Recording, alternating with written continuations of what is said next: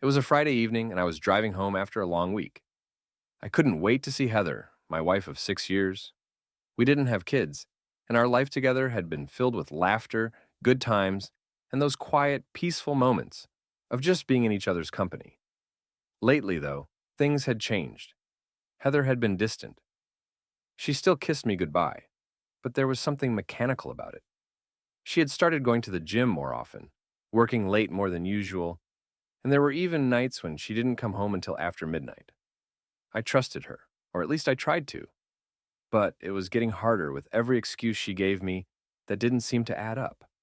Tonight, I wanted to surprise her. I picked up her favorite wine, got a bouquet of roses, and decided I'd cook dinner, something we hadn't done together in a while. The sun was setting as I pulled up to the house. Everything seemed normal from the outside, but the moment I stepped through the door, I sensed something was off. It was too quiet. Heather, I called, but there was no answer.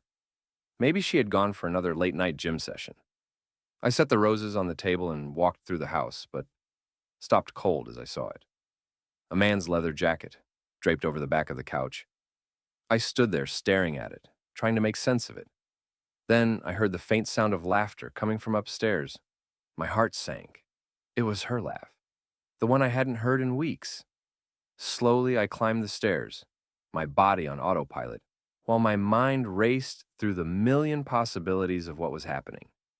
My breath caught as I reached the top and saw the bedroom door slightly ajar, a soft, warm glow spilling out from inside.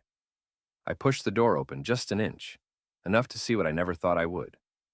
Heather, in bed, with another man. I couldn't move. I felt like I had been punched in the gut, the air leaving my lungs as my entire world came crashing down. The guy wasn't even trying to hide. He was lying there, casually, as if he owned the place. They didn't notice me standing there. Heather was too busy giggling at something he had said. My heart pounded in my chest, and every instinct screamed at me to burst in, to confront them both, but I couldn't. Instead, I stood frozen, feeling the rage, the hurt, the betrayal building inside me. How long had this been going on? Had it been happening right under my nose? Without a word, I turned and walked out of the house, the sound of their laughter echoing in my head. My whole life felt like a joke, and I was the punchline. That night, I slept in my car, staring at the ceiling, replaying every interaction with Heather over the past few months. All the late nights, the gym sessions, the work trips, it all made sense now. She had been cheating probably for months, and I had been too blind to see it. The next morning, I drove back to the house. I needed answers, and I needed them now. When I walked in, Heather was sitting at the kitchen table, dressed in one of my old t-shirts, sipping coffee like it was just another Saturday morning. The jacket was gone, and so was the man. I stood there, staring at her, waiting for her to notice me. When she finally did, she smiled, but there was something hollow about it. "Morning, babe," she said casually. "Didn't hear you come in last night." I couldn't take it anymore. "Who was he?" I asked, my voice barely a whisper, but she heard me. Her face drained of color, and for the first time, I saw a flicker of fear in her eyes. "What are you talking about?" she said, but her voice wavered. I stepped closer, my fists clenched at my sides. "Don't lie to me, Heather. I saw you. I saw him." Her mouth opened, but no words came out. She just stared at me, frozen like a deer caught in headlights. Finally, she spoke. "It was a mistake," she whispered, tears welling up in her eyes. "It didn't mean anything. I was lonely and—" "Lonely," I repeated, my voice shaking. "You were lonely? I've been here, Heather. I've always been here." She broke down, sobbing into her hands. But I didn't feel sorry for her. The anger and betrayal were too strong.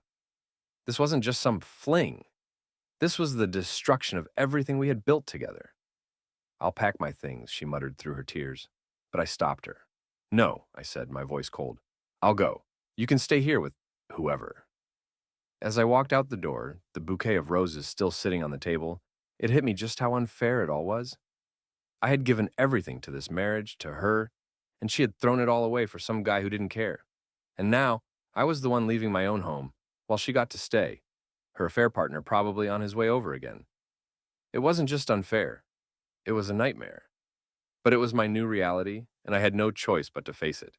I drove aimlessly for a while after I left the house, my mind clouded with anger and betrayal. I couldn't believe what had just happened. Heather, the woman I loved, the woman I had built my life around, had torn everything apart. And for what? For some guy who would probably disappear as soon as things got complicated? I wasn't ready to leave it like that. The anger boiling inside me was too much to handle, and I wasn't going to just walk away without getting some answers, or, at the very least, some closure. I pulled over, gripping the steering wheel until my knuckles turned white. Then, without thinking, I turned the car around and headed back to the house. By the time I pulled into the driveway, I was shaking with rage. I saw the same car, the one that belonged to him, parked there again, like he had every right to be in my house. That was all it took to send me over the edge. I stormed up to the door, and without knocking, I barged in. Heather was standing in the kitchen, and there he was, casually leaning against the counter, like he was the man of the house. They both looked up as I entered, and the expression on his face turned from surprise to something else, almost like amusement. That smug, arrogant look was more than I could take. "What the hell is this?" I shouted, my voice echoing through the house. Heather stepped forward, her face pale with fear. But I wasn't looking at her. I was staring at him. "Hey man, take it easy," he said, raising his hands like I was the one out of control. His voice was calm, almost patronizing, and it only fueled my anger. "Take it easy?" I shot back, stepping closer to him. "You've been screwing my wife, and you want me to take it easy?" He shrugged, glancing at Heather as if they were in on some kind of joke. That was it. I lunged at him. My fist connected with his jaw before he had a chance to react, sending him stumbling back against the counter. Heather screamed, but I didn't care. I had been holding this rage in for too long, and now it was all pouring out. The guy recovered quickly, wiping the blood from his lip, and then he came at me. He was bigger than me, taller, stronger. But I didn't care. I wasn't thinking anymore. We grappled, crashing into the kitchen table, sending dishes flying. Heather was shouting something, but her voice was drowned out by the sound of our fists landing, the heavy breaths, the struggle. He got a good hit in, catching me across the ribs, but I didn't stop. I slammed him against the wall, grabbing his shirt with both hands. "What kind of man screws another man's wife in his own house?" I snarled, pushing him harder against the wall. He didn't answer, just gritted his teeth as he tried to push me off. I wasn't going to let him get away that easily. "Stop it, please!" Heather's voice finally cut through the chaos, and for a second I hesitated. She was crying now, her hands covering her mouth, looking at me like I was the one who had done something wrong. That hesitation was all it took. The guy shoved me back hard, and I lost my balance, falling onto the floor. He straightened his shirt, brushing himself off like nothing had happened. "Look, man," he said, catching his breath, "this isn't about you. Heather and I—" "Shut up!" I yelled, getting to my feet. "You don't get to talk about her. You don't get to act like this is normal." Heather stepped between us then, her tear-streaked face pleading with me. "Please, just stop," she said softly. This is my fault. You're both hurting each other, and it's my fault." Her words hit me like a punch to the gut. I looked at her, really looked at her, and saw the guilt in her eyes. But it wasn't enough. It didn't fix anything. It didn't undo the betrayal. I felt sick, physically sick, knowing she had let this man into our life, into our home, our bed. I turned to him again, my fists clenched, ready to go another round. But he held up his hands, stepping back. "I'm leaving," he said, glancing at Heather, as if he was waiting for her to say something. She just stood there, silent, tears streaming down her face. He walked past me without another word, heading for the door. As he reached the threshold, I couldn't help myself. "If you come back here, I swear to God, you won't be walking out next time." He paused for a moment, his hand on the doorknob, but he didn't look back. The door clicked shut behind him, and suddenly, the house felt eerily quiet. I stood there, my chest heaving, trying to catch my breath. Heather was still crying, but I didn't know what to say to her. What was there to say? She had made her choice, and now we were both left with the fallout. "I'm sorry," she whispered, her voice barely audible. I stared at her, the woman I had once loved more than anything in this world. And now I felt nothing but emptiness. "Sorry?" I repeated, my voice hollow. "You're sorry?" She nodded, but I could tell she didn't know what else to say. Neither did I. "I can't do this," I said finally, my voice breaking. "I can't look at you. I can't stay here, not after this."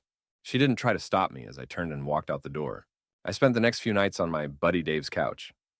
I hadn't told him everything, just that Heather and I were having problems and I needed space. Dave wasn't the type to ask questions. He gave me a beer, turned on the game, and let me sit there in silence while my mind raced. I couldn't stop thinking about her.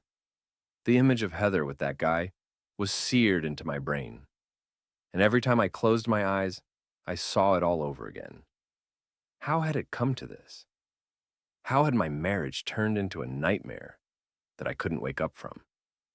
On the fourth day, just as I was thinking about whether I should get a lawyer or stay in limbo, Heather called. "Can we talk?" Her voice was shaky, and despite everything, I could hear the fear in it. "Talk about what?" I snapped, not even trying to hide my anger. "Please just come over. I need to tell you something. It's important." I didn't want to go. Every part of me wanted to hang up and pretend like she didn't exist. But there was something in her voice, something that felt different. So I agreed, against my better judgment, and drove back to the house I had once called home. The place looked the same as it always had. The roses I had left on the table were still there, wilted and dried up, a grim reminder of how far gone everything was. I stepped inside and found Heather sitting on the couch, her eyes red from crying. She looked smaller somehow, more fragile than I remembered. She didn't say anything at first, just stared down at her hands, wringing them nervously. I stood there waiting for her to speak, but the silence dragged on for what felt like an eternity. Finally, she looked up at me, her eyes filled with a sadness I hadn't seen before. "I'm pregnant." The words hit me like a sledgehammer. For a moment, I couldn't even process what she had said. I just stood there, staring at her, my mind refusing to accept it. "Pregnant?" I echoed, my voice hollow. "What do you mean, pregnant?" She swallowed hard, her hands trembling in her lap. "I found out this morning. I wasn't feeling well, so I took a test. And then I went to the doctor to confirm it." I couldn't breathe. My heart pounded in my chest as the reality of what she was saying began to sink in. My whole world tilted on its axis. "Is it mine?" I asked, the question tearing its way out of me before I could stop it. It was the most painful thing I'd ever had to ask, but I had no choice. After everything, I couldn't just assume. Her face crumpled, and I knew the answer before she even said it. "I don't know," she whispered, tears spilling down her cheeks. "It could be, but it could be his too." I felt like the floor had dropped out from under me. The walls seemed to close in as I stood there, my hands shaking with rage and disbelief. I had been prepared for a lot of things: anger, hurt, betrayal. But this? I hadn't seen this coming. "What the hell, Heather?" I shouted, the words exploding out of me. "You've been cheating on me, and now you're pregnant, and you don't even know whose it is." "I'm sorry," she sobbed, burying her face in her hands. "I didn't mean for any of this to happen. I never wanted to hurt you." "Then why did you do it?" I demanded, my voice breaking. "Why did you sleep with him? How long has this been going on?" She looked up at me, her tear-streaked face full of regret. "It started a few months ago," she admitted. "I don't know why. I was lonely, I guess. We weren't connecting, and he was there. It just happened." "Just happened?" I repeated, my voice filled with disbelief. "You don't just accidentally have an affair, Heather. You made a choice. And now you're pregnant and you don't even know if it's mine or his." She sobbed harder, but I couldn't bring myself to feel sorry for her. I was too consumed by the whirlwind of emotions swirling inside me: anger, pain, confusion, and the overwhelming sense that my entire life had just been ripped apart. "I don't know what to do," she said through her tears. "I'm scared, and I know you hate me, but I don't even know what to feel right now." I cut her off, my voice trembling. "You've betrayed me in the worst way possible, and now you're telling me I might be a father? Or not? How am I supposed to deal with that?" She didn't have an answer. She just cried, and I stood there, my fists clenched at my sides, trying to hold back the tidal wave of emotions threatening to drown me. "I need time," I said finally, my voice barely above a whisper. "I need time to figure out what the hell I'm going to do." She nodded, but there was a desperation in her eyes. "Please just don't leave me," she begged. "I know I messed up, but I still love you. I'll do whatever it takes to fix this." I looked at her, the woman I had once thought I would spend the rest of my life with, and felt nothing but numbness. "I don't know if there's anything left to fix," I said coldly. You've destroyed everything. Without another word, I turned and walked out the door. The days after Heather's bombshell passed in a blur. I didn't know what to do with myself. I went back to staying at Dave's place, barely eating, barely sleeping. Every time I closed my eyes, I saw her. Every time I tried to think straight, my mind went back to that conversation. Pregnant, and the worst part, she didn't even know whose it was. I couldn't escape it. Dave didn't push me for details, but I could see the concern in his eyes. He'd come home from work, throw me a beer, and sit next to me in silence. It was what I needed. No judgment, no advice, just someone there. But even then, it didn't help. Nothing could. How could it, when everything I thought I knew about my life had been ripped apart in the cruelest way possible? A week went by before Heather called me again. I didn't want to answer, but I knew I couldn't avoid her forever. There were too many unanswered questions. I still didn't know what the next steps were, if I even wanted to find out. But I was tired of running, so, with a deep breath, I picked up the phone. Hey, she said, her voice shaky. I know you probably don't want to talk, but we need to figure this out. I know, I said flatly, not giving her much to work with. I wasn't in the mood to make this easy. I scheduled a paternity test, she continued, her words coming out in a rush. Once we know, we can decide what happens next. I stayed silent for a moment, processing what she had just said. A paternity test. My stomach twisted at the thought of it. This was my life now, waiting for a test to tell me if I was going to be a father, or if she had conceived with another man. The unfairness of it all hit me like a punch to the gut. I should have been excited, should have been preparing for a baby, not wondering if it was even mine. When? I finally asked, my voice strained. Next week, she hesitated. I understand if you don't want to be there. I let out a bitter laugh. Yeah, I'm not exactly eager to stand in the same room as you and wonder which one of us this baby belongs to. Her silence on the other end of the line told me everything I needed to know. She didn't have any comforting words, no way to make this better. There was no making this better. I'll be there for the test, I said, my voice cold. After that, we'll see. Okay, she whispered, her voice breaking. I'm so sorry, I don't want to hear it, Heather, I interrupted, my anger finally bubbling to the surface. You don't get to be sorry. You made your choices. Now we both have to live with them. I hung up before she could say anything else. I wasn't in the mood to hear more apologies. I needed to clear my head, to figure out how I was going to survive the next few weeks without completely falling apart. The day of the paternity test came quicker than I expected. I drove to the clinic feeling like I was walking toward my own execution. Every mile closer, my chest tightened. I hadn't spoken to Heather since that phone call, and I wasn't sure what to expect when I saw her.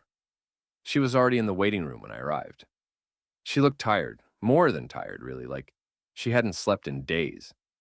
She stood up when she saw me, but I didn't move to greet her. There was too much distance between us now, too much damage. I couldn't even look at her the same way. We didn't say a word to each other as we sat down and waited for the nurse to call us. The silence between us was suffocating, filled with all the things that needed to be said, but never would be. When the nurse finally called us in, I felt like I was on autopilot, just going through the motions. The test itself was quick. A simple cheek swab for both of us, nothing more. But the weight of what it meant hung over me like a dark cloud. This was the moment that would define everything. Whether or not the baby was mine, whether or not my marriage, as broken as it was, had any hope of surviving. After the test was done, we walked out into the parking lot together. Heather looked at me, her eyes filled with tears. She opened her mouth to say something, but I held up a hand to stop her. I can't do this right now, I said, my voice tight. I need time. She nodded, wiping at her eyes. I understand. I turned and walked away, not looking back. I couldn't bear to see her cry. I couldn't bear to feel anything at all. The waiting was unbearable. Every day dragged on like a lifetime as I waited for the results. I didn't know what I was hoping for. Part of me wanted the baby to be mine, if only so that I wouldn't have to deal with the thought of her carrying his child. But another part of me was terrified of what it would mean if it was mine. Could I ever forgive her? Could I raise a child with a woman who had betrayed me in the worst possible way? I tried to distract myself, but nothing worked. My thoughts kept circling back to that clinic, to Heather, to the future that I couldn't see anymore. I didn't know if we could survive this. I didn't know if I could survive this. And then, finally, the call came. I was sitting on Dave's couch, staring blankly at the TV, when my phone buzzed. I looked at the screen and saw the clinic's number. My heart pounded in my chest as I answered, bracing myself for whatever was coming next. "Mr. Reynolds," the nurse said, her voice calm and professional. "I have the results of your paternity test." I squeezed the phone tighter. "Okay," I said, my voice barely above a whisper. She hesitated for a moment, as if giving me one last chance to prepare myself. Then she said the words that would change everything. "The test results are conclusive. You are the father of the child." I felt the world drop out from under me. The room spun, my head swimming with the weight of those words. I was going to be a father. This was my child. But the only thing I could think was that I had never felt more lost in my entire life. The words echoed in my head. You are the father of the child. I sat there, the phone still pressed to my ear, but I couldn't hear anything else the nurse was saying. My world had just split in two. I was going to be a father. And yet it felt like I had just lost everything that mattered to me. After I hung up, I stared at the wall, the weight of reality crashing down on me. I should have been happy, excited even. This was my child. But instead, all I felt was this gaping hole where my life used to be, where my marriage used to be. How was I supposed to be a father to a child born out of betrayal? I wasn't ready to face Heather yet. Not after everything that had happened. I needed time, space, but as much as I tried to escape it, I couldn't deny the truth. I was bound to her now, through this child, and no matter what, we would have to figure out a way to make this work. The thought of seeing her again twisted my gut, but I knew I couldn't avoid it. The next step was inevitable. 2 days later, I called her. I didn't say much, just told her I'd be over later that evening to talk. Her voice was soft, almost hesitant, but she didn't try to push me. She just agreed. That evening, I drove back to the house, the same house where our marriage had fallen apart. I parked outside for a moment, taking a deep breath, trying to calm the storm inside me. This wasn't just about me anymore. There was a child involved now, our child. When I stepped inside, Heather was sitting on the couch, just like the last time I'd seen her. Her face was pale, her eyes red and swollen, like she hadn't slept. She looked up at me as I walked in, and for the first time in a long time, I saw the woman I had fallen in love with, beneath all the hurt and betrayal. We stood there in silence for a long moment, neither of us knowing where to begin. Finally, she spoke. I got the call too," she said, her voice trembling. "I know. It's yours." I nodded, but I didn't say anything. I didn't know what to say. My heart was torn in two. One part of me still loved her, still wanted the life we had dreamed of. But the other part of me was drowning in pain, anger, and betrayal. "I'm so sorry, Max," she whispered, her voice breaking. "I know I've said it before, but I don't know how else to tell you how much I regret everything. I wish I could take it all back." I swallowed hard, the lump in my throat making it difficult to speak. "It doesn't work like that, Heather," I said quietly. "You can't just erase what happened. I'm here because we're having a child together, but that doesn't mean everything is fixed. You broke us." Tears welled up in her eyes and she nodded, not arguing, not defending herself. She just accepted it. "I know," she whispered. "I know I broke us." We fell into another long silence, the weight of everything we had lost hanging between us. I glanced at her, and in that moment, I saw something in her eyes that I hadn't noticed before. A kind of raw vulnerability that took me back to when we first met. She had been different then. Soft, full of life and hope, her laughter infectious. I remembered the nights we'd stayed up late talking, her head on my chest as she traced lazy circles on my skin, telling me she couldn't imagine her life without me. It was the kind of love you thought would never fade. I looked at her now and saw the pain, the guilt, but I also saw a flicker of that woman I had fallen in love with. We were supposed to be different, Heather, I said, my voice barely above a whisper. I thought we had something real. I thought we'd grow old together. She broke down then, her sobs filling the room. I thought so too, she cried, her shoulders shaking. I don't know why I did what I did. I've spent every day since hating myself for it, Max. I ruined everything. I took a deep breath, fighting back the tears that were threatening to spill over. I wanted to stay angry, wanted to keep the wall between us. But seeing her like this, so broken, so full of regret, was making it harder to hold on to that anger. I don't know if I can ever forgive you, I said, my voice trembling, but I can't hate you either. She looked up at me, her eyes wide, hopeful, like she was searching for a way back to me. I don't expect you to forgive me, Max, she whispered, but I still love you. I never stopped loving you. Her words hit me like a punch to the gut. I wanted to believe her, wanted to cling to that love we once had, but I couldn't forget what she had done. Still, despite everything, some part of me still loved her too, even if I didn't want to admit it. I don't know what happens next, I said finally, but we're going to have this baby, and no matter what, I'm going to be there for my child. Heather nodded, wiping away her tears. I want to make it right, Max. I want us to be a family. I stood there staring at her, torn between the love I still felt for her and the anger that hadn't fully left me. I knew this wouldn't be easy. Nothing about this would be easy, but I couldn't deny the pull I felt, the part of me that wanted to believe in second chances. Maybe, I said softly, taking a step closer to her. Maybe we can figure it out, but it's going to take time. She looked up at me, her eyes filled with hope and desperation. I'll wait, she whispered. I'll wait as long as it takes.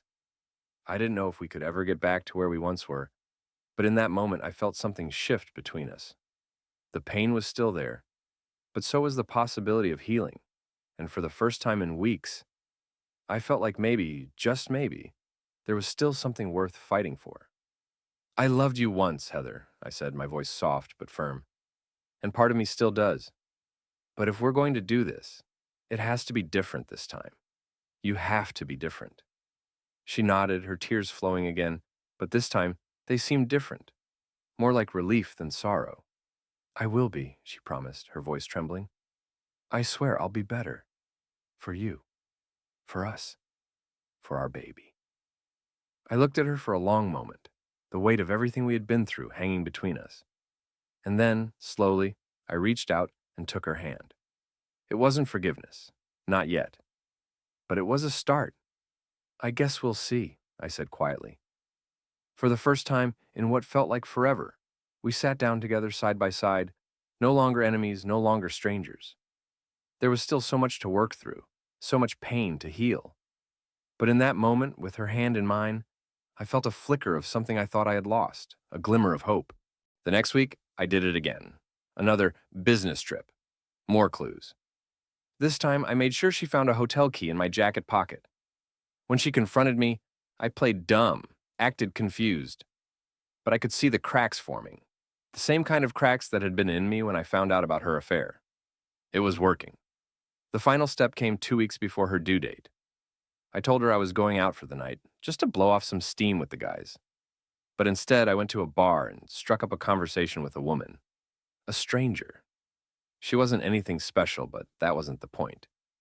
I made sure Heather found out.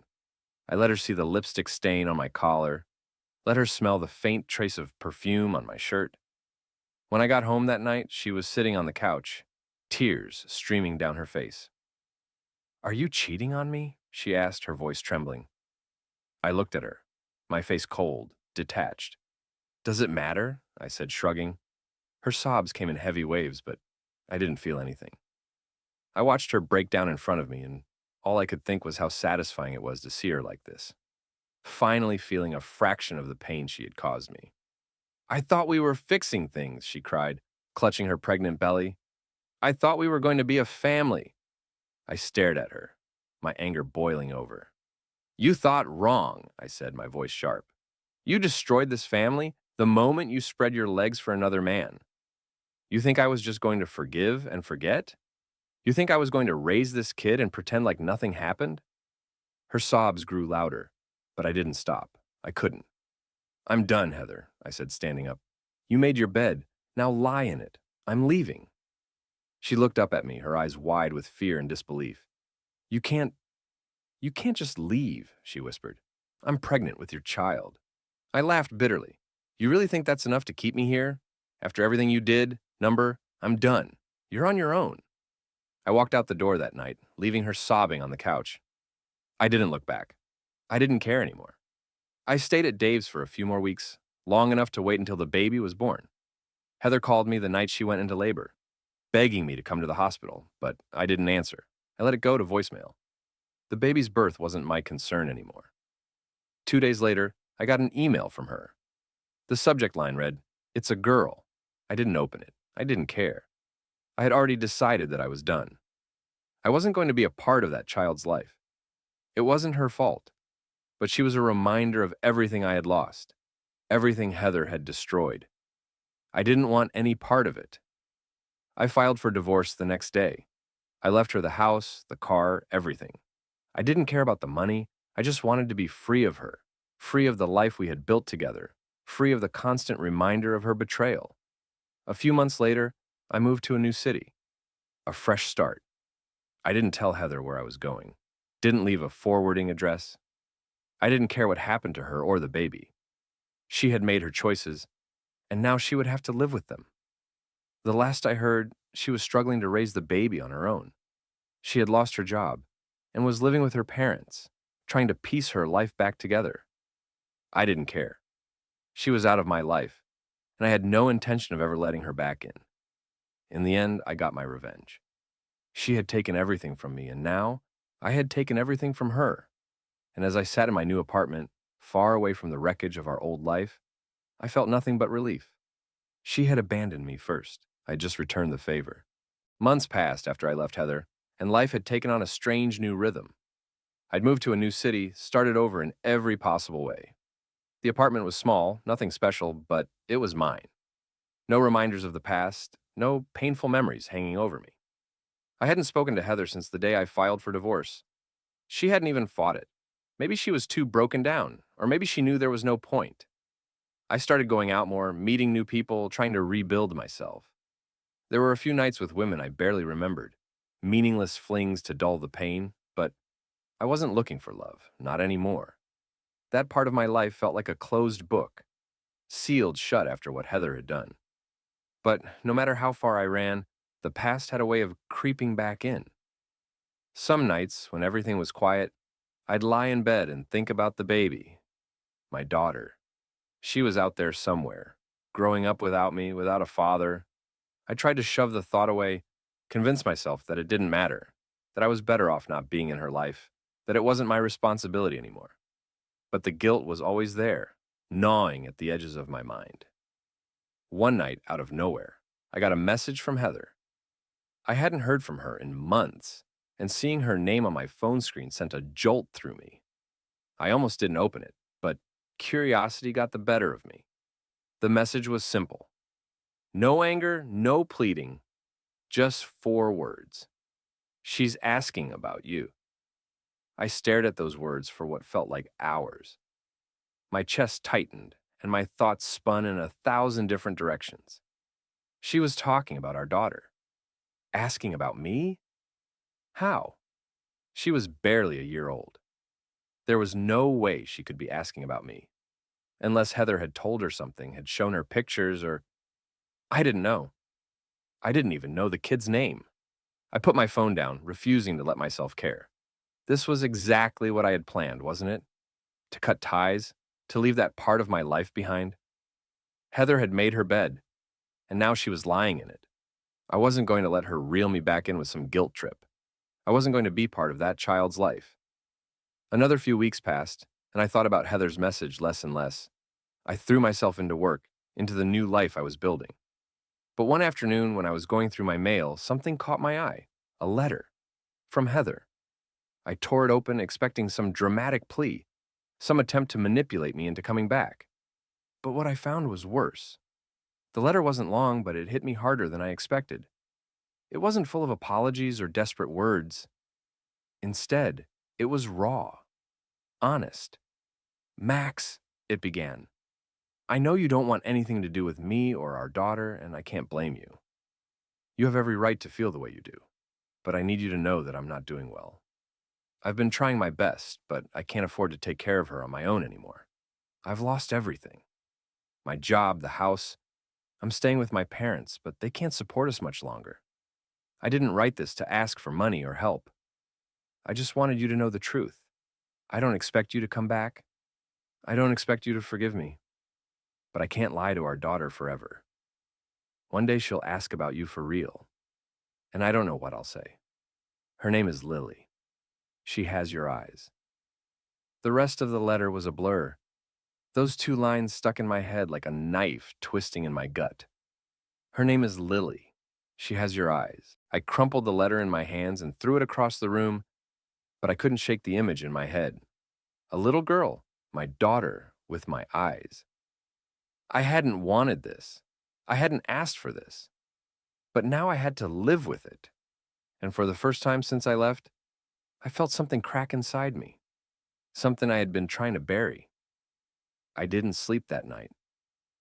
I stayed up, staring at the ceiling, my mind racing with thoughts I didn't want to have. Was I really going to let her grow up without knowing who I was? Was I going to let Heather struggle and suffer while I turned my back? She has your eyes. The words haunted me. The next morning, I found myself driving without thinking, my mind on autopilot. It wasn't until I was halfway there that I realized where I was going. Heather's parents lived about an hour away from where I had moved. I hadn't planned on going there, hadn't even decided if I would, but my hands were on the wheel and my foot was on the gas. Before I knew it, I was parked outside their house, staring at the front door. My heart pounded in my chest, and every instinct told me to turn around, to leave before anyone saw me. But I couldn't. Something had shifted inside me, something I couldn't ignore. I got out of the car and walked up to the door, each step feeling heavier than the last. My hand hovered over the doorbell, and for a moment I hesitated. What was I doing? Was this really the right thing? Before I could change my mind, I rang the bell. The door opened, and there she was. Heather. She looked thinner, more tired than I remembered. Her eyes widened in surprise when she saw me, but before she could say anything, a small voice called out from behind her. Mommy, who's that? Heather turned, and I saw her. Lily. She stood there, gripping the edge of Heather's shirt, her big eyes staring up at me. My eyes. The world seemed to stop. My chest tightened, and for the first time in months, I didn't feel anger. I didn't feel hatred. I just felt something. Something I hadn't expected. Heather knelt down beside Lily, brushing a strand of hair from her face. Lily, this is... She paused, her voice catching. This is your daddy. Lily looked up at me, her tiny face full of curiosity and innocence. Daddy? She whispered, the word foreign and unfamiliar on her lips. I knelt down too, feeling my heart break and heal all at once. Yeah, I said softly, my voice thick with emotion. I'm your daddy. She stared at me for a long moment, then took a hesitant step forward. Hi, she said, her voice shy but sweet. I smiled, my vision blurred with tears. I hadn't known I was holding back. Hi, Lily. Heather watched us, her eyes red with tears, but she didn't say anything. She didn't need to. In that moment, all the anger, all the pain, all the betrayal faded into the background, because none of that mattered now. All that mattered was her. Lily, my daughter. The one thing I never knew I needed until now.